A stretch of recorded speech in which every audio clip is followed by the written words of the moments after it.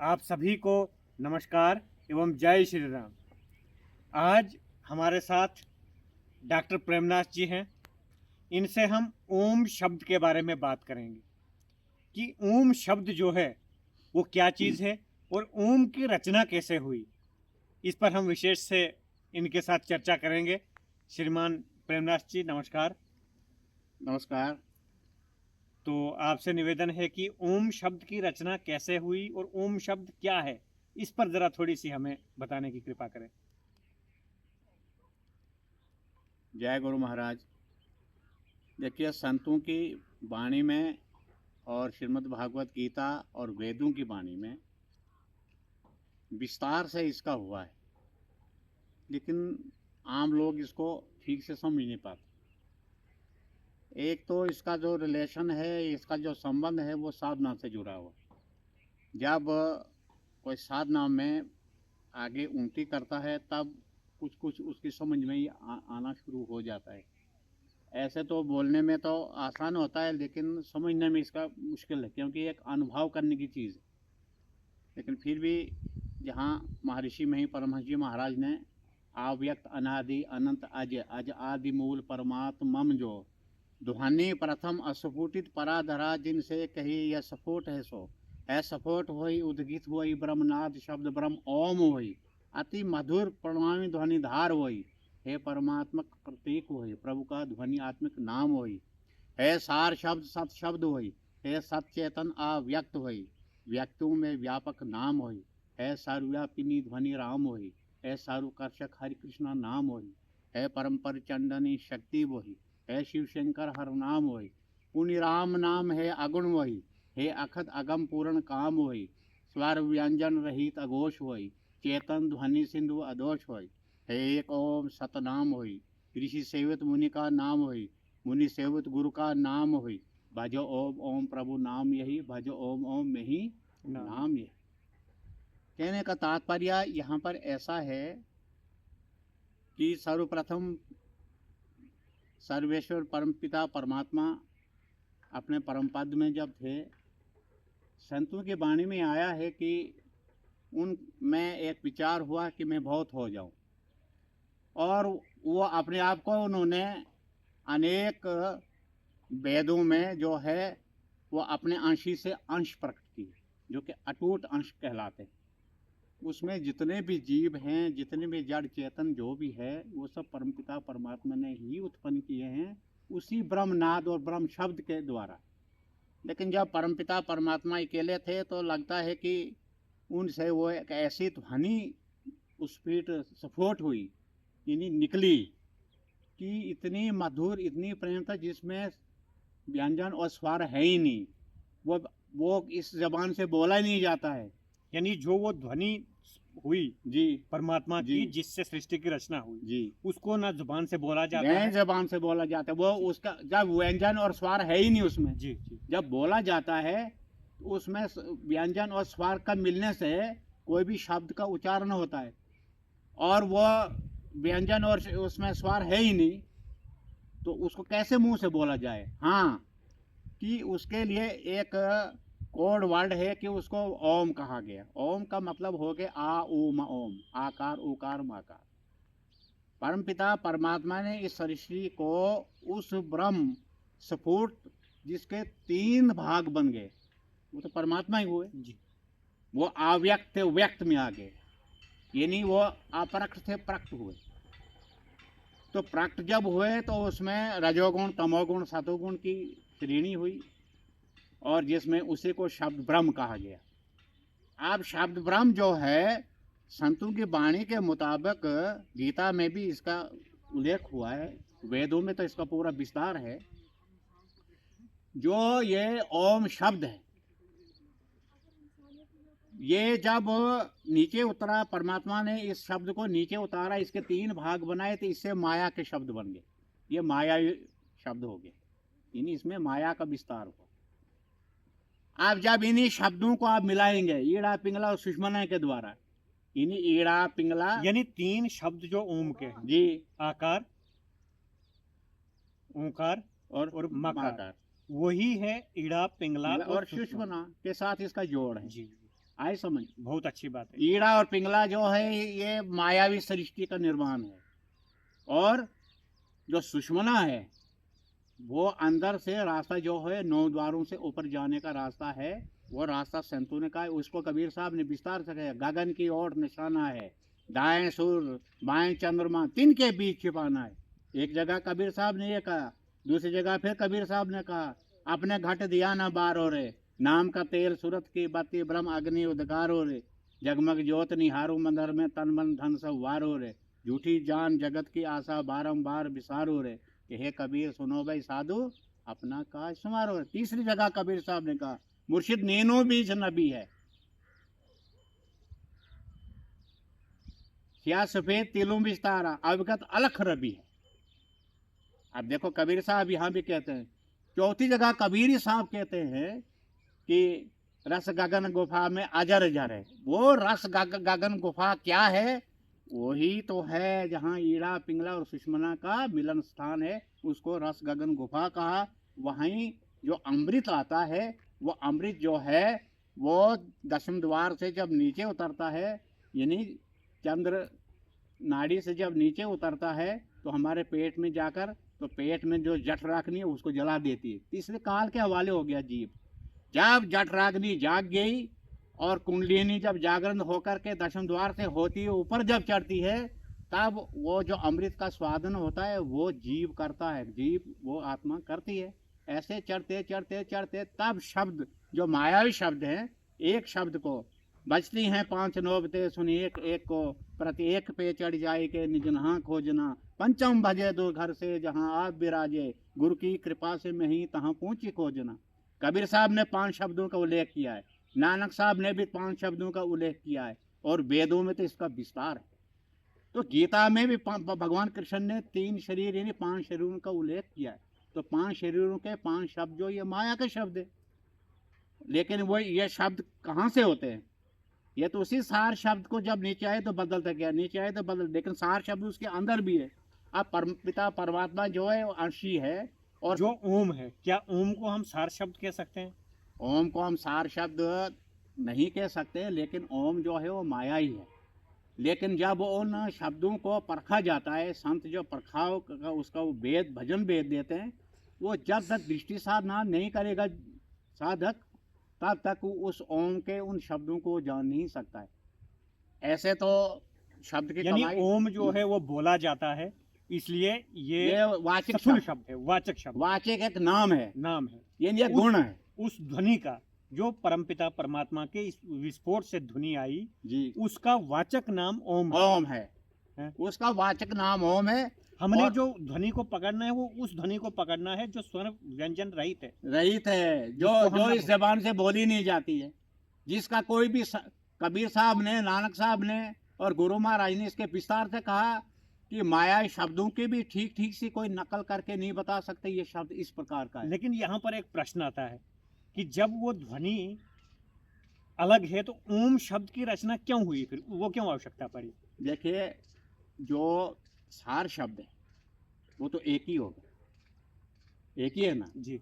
लेकिन इसमें रजोगुण तमोगुण सतोगुण, ये तो हुआ पैदा होना, पलना और फिर विनष्ट जाना।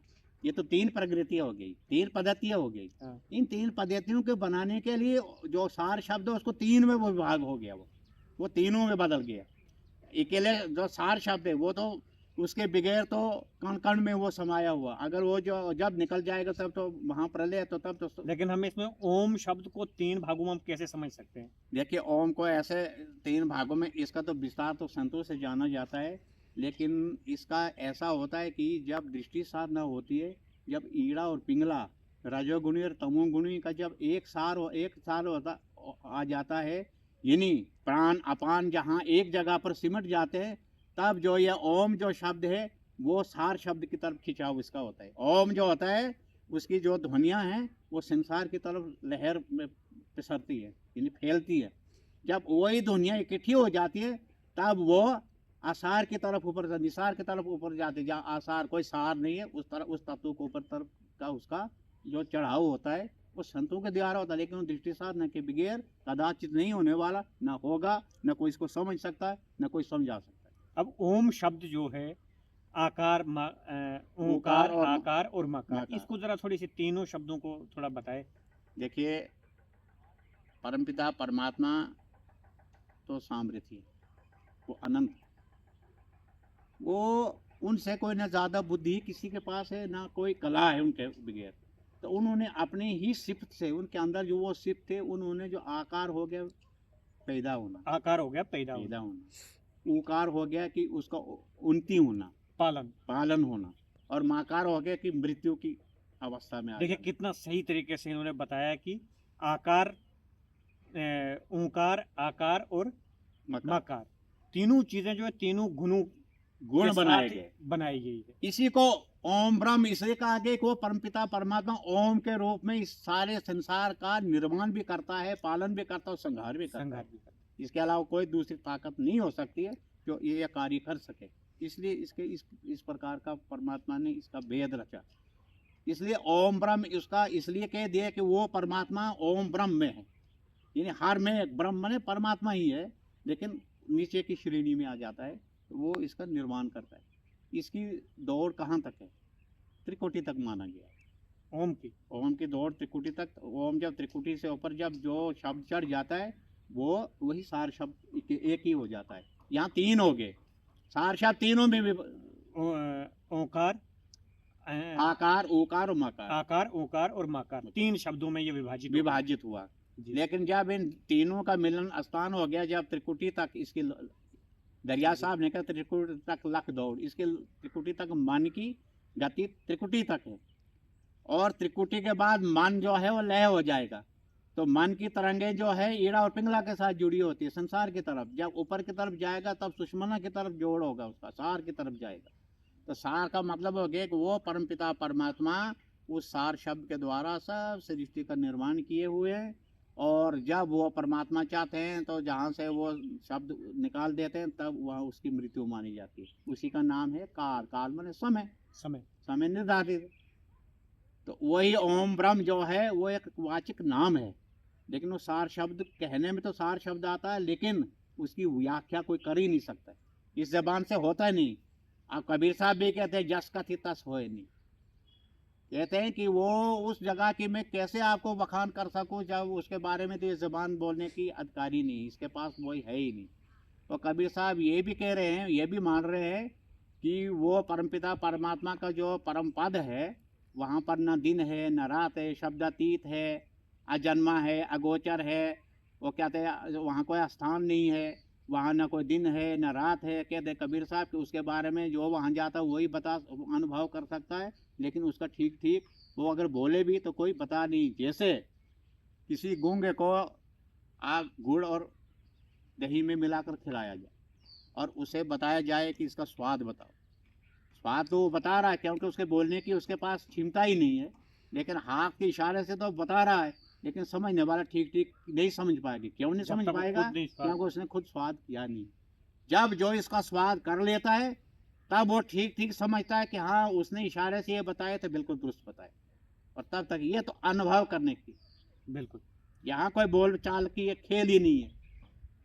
तो हमने डॉक्टर प्रेमनाथ जी से ओम शब्द के बारे में बड़े विस्तार से इन्होंने बताया कि इसमें एक ही चीज़ समझने को आती है कि जो परमात्मा की ध्वनि रूप में जो एक विस्फोट हुआ जिससे सृष्टि का निर्माण हुआ, वहाँ से नीचे जो शब्द उतरा तीन भागों में बटा।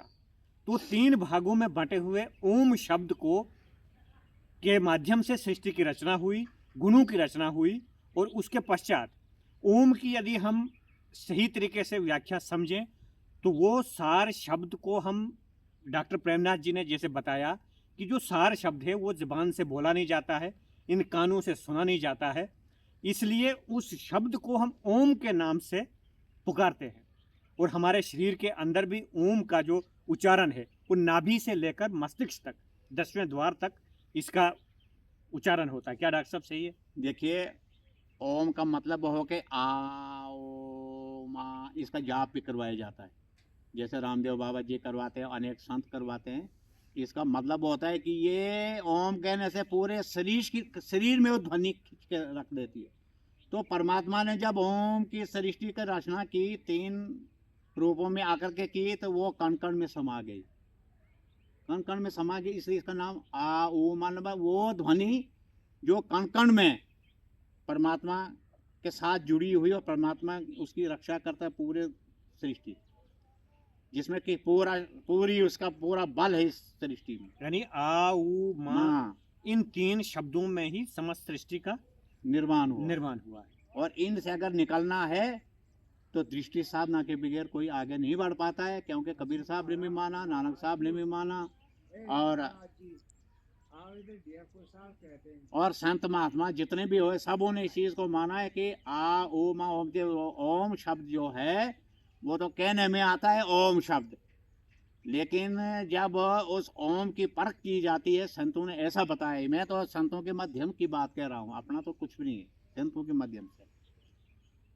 तो संतों के माध्यम से जब इस ओम के बारे में, और मुख्तलिफ संत जो हैं अपने अपने तरीके से ओम की व्याख्या करते हैं, और ओम ही जो है इसी को, यही ओम जो है फिर 4 शब्द में बदल करके परमात्मा में लय हो जाए, यानी परमात्मा से ये जुड़ी हुई चीज़ है।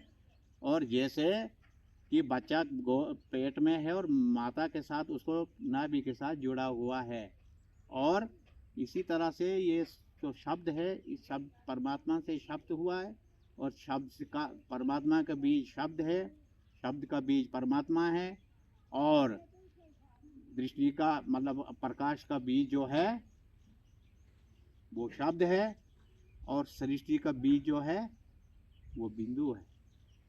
जब तक उस बिंदु पर सारे विचारों को, ख्यालों को जब तक न बिंदु पर समेटा जाए, तब तक आसार संसार और इस मायाई, इस जाल और इस फैलाव से कोई आगे का ज्ञान नहीं प्राप्त कर सकता है।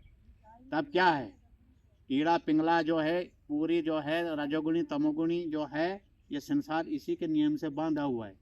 और जब ये दोनों सिमट जाती हैं, सिमट करके सुषमना में प्रवेश करती हैं, जो ही प्रवेश करती है तो वहीं संतों ने कहा है कि वो नाद और बिंदु और नाद का जो सरल सरल उपाय कहा है कि वहाँ पर उपाय संत समझाते हैं, वहीं से ऊपर जाने का ये रास्ता है।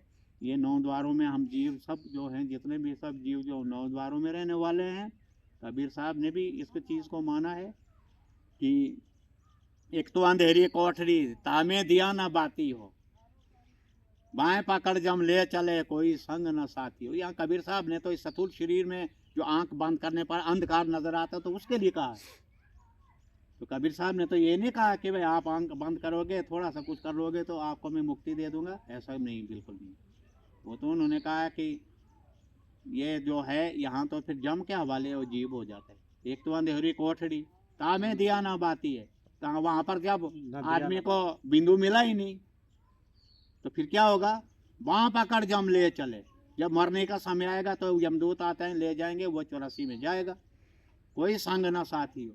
वहाँ गुरु की भी कोई साथ नहीं है, क्यों?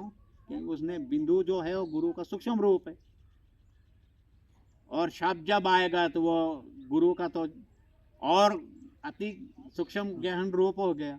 वही जो रूप है वो व्यक्त को अव्यक्त में मिलाते हुए, साकार को निराकार से मिलाते हुए, वो उस परम पिता परमात्मा जो जब मिल जाती रूह, वो फिर इस जीवन वापस नहीं आती है, और वहाँ वो सदा सदा के बहुत लिए ही बढ़िया हमने आज़ाद हो जाती। इनके साथ चर्चा की। एक और भगवत गीता में लिखा गया है कि ओम तत्सत।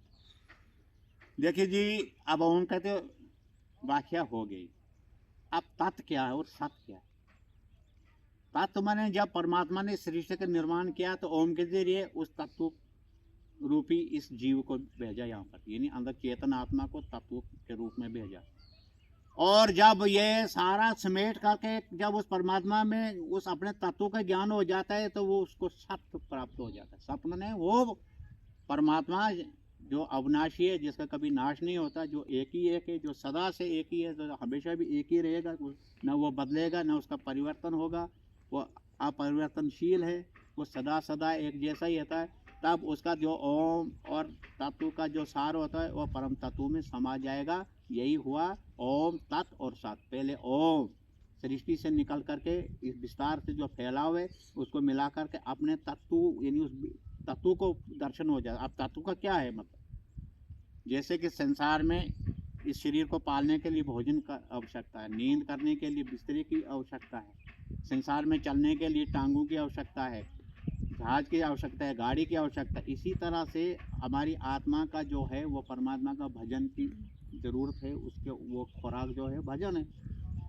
आप संतों ने बताया है कि गगन की ओर निशाना है, दाएं सूर्य चंद्रमा बाएं तिन के बीच छुपाना है, तन की कमान सूरत का रोदा शब्द बाण ले ताना है, मारा बाण बींदा तन ही तन सतगुरु का परवाना है, लगा बाण घाव नहीं तन में, जिन्हें लगा तिन्हें जाना है, कहे कबीर सुनो भाई साधु, जिन्हें जाना तिन्हें माना है। यानी जिसने वो चीज अनुभव की है वही जान सकता है। ओम तत्सत। यानी और बाकी रहे कि अब मैं अगर उसको नहीं जानता हूँ तो मैं एक मतलब थ्योरी के लिहाज से तो कह रहा हूँ, लेकिन जिन्होंने इसको जाना वही इस चीज़ को मान सकते हैं। और वो फिर अगर मेरी जो भी बात है इसमें अगर कोई सही है तो वो कहेंगे बिल्कुल ठीक बताया, कि इसमें कुछ गलत बताए तो वो एकदम पकड़ लेंगे ये गलत बात बताए। बिल्कुल सही बोला। यही है आखिरी ज्ञान। हमने बहुत अच्छे से विस्तार से समझा कि हम सब की यह जिम्मेवारी है कि हम उस परमात्मा के तत्व ज्ञान को समझने का प्रयास करें, और मानस जप, मानस ध्यान, दृष्टि साधना के माध्यम से हम 10वें द्वार में प्रवेश करके सूरत शब्द योग, यानी जो हमारा शब्द योग है, शब्द साधना है, शब्द के माध्यम से हम पांचों शरीरों के इस बंधनों से मुक्त होकर हम उस सार शब्द ध्वनि को पकड़ते हुए मोक्ष प्राप्त करें। यही हम सबका उद्देश्य है। बहुत बहुत धन्यवाद डॉक्टर साहब, आपने विस्तार से हमें बताया। एक और था कि जो हमारे अंदर 5 शरीर है, 4 जड़ शरीर है, उन्हीं 4 जड़ शरीरों से निकलना है, वही काल का दायरा है।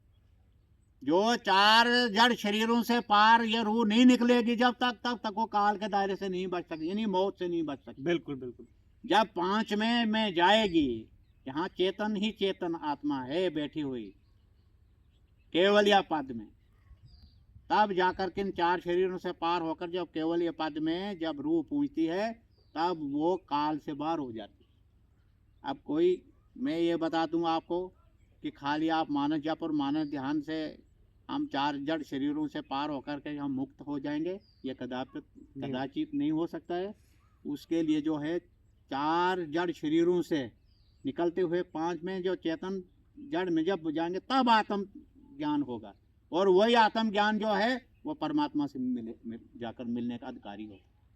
यानी हमारे शरीर के जो स्थूल, सूक्ष्म, कारण, महाकारण, ये 4 जो जड़ शरीर है, इनसे मुक्ति पाकर हम केवल ये शरीर में परमात्मा का ज्ञान प्राप्त कर सकते हैं। उसके बाद द्वैत से अद्वैत में चला जाएंगे, में जाकर हम पूर्ण विलय हो सकता है। 2 भाव खत्म हो गया, एक ही भाव, वही अहम ब्रह्म। तो ये अब अहम ब्रह्म कह सकते, ये चीज समझने की है, और हम सबको समझनी चाहिए कि हमने किस प्रकार इन जो मायाई संसार से निकलकर हमें निर्विषयम परम पद पर जाना है। बहुत विस्तार से हमें बताया डॉक्टर साहब ने। आप सभी का धन्यवाद। जय हिंद, जय भारत, जय श्री राम, जय गुरु महाराज।